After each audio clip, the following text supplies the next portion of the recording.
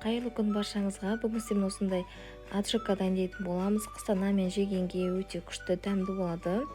Видеоны соңына дейін көріңіздер. Бізге бір чашка тәтті бұрыш, бір чашка қызанақ, бір чашка сәбіз қажет болады. Жарты кесе чеснок қажет болады. Барлығын осындай блендермен немесе тартқышпен тартып алатын боламыз. Барлығын жақсылап жуып, тазалап, ортасынан бір бөліп, осылайынан блендерімізге салып, жақсылап тартатын боламыз. Барлығы осылайынан толып тұрғанмен, тартылғаннан кейін барлығы кішірейіп қалады.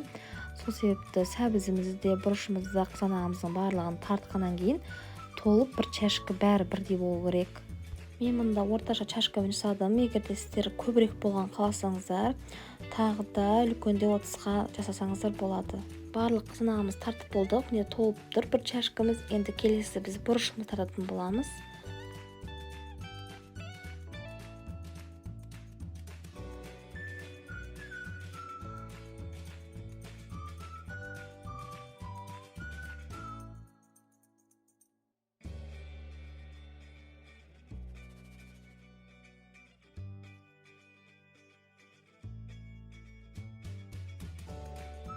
Барлығын тартып алдық. Бізге осына 200 грамм бір стакан толы сұйық май қажет болады. Қазанымызға құйып қыздыратын боламыз майымызды.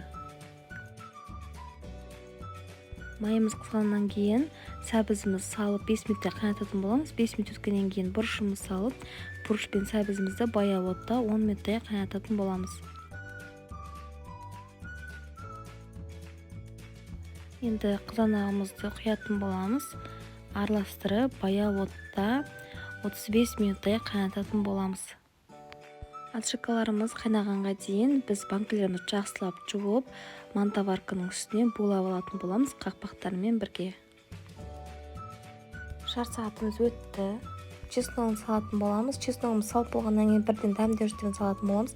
Жарты стакан қант салдым, 3 ас қасық толтырмай тұз салдым. Негізі қанты көбірек болса дәмді болады. Сіздер дәмін татып көріңіздер. Дәміне қарай кішкене қара бұрыш, қызыл бұрыш салсаңыздар да болады.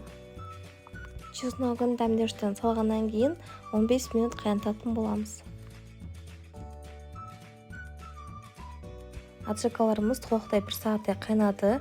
Осылайда тез-тез банкілерімізге салып, бір аспирин салып, жақсылап аузын жауып, орап, бір күнге қойып қоятын боламыз. Бір күн өткеннен кейін оралып тұрған банкілерімізді алып, салқын жерге қоятын боламыз. Қыста нанмен жесеңіздер, өте күшті дәмді болады. Видеоны толықтай көрген болсаңыздар, менің каналыма тіркелуді ұмытпаңыздар. Алдағы уақытта көптеген тегін мастер-класстармен бөлісетін боламын. Сіздермен болған Балжан, астарыңыз дәмді болсын.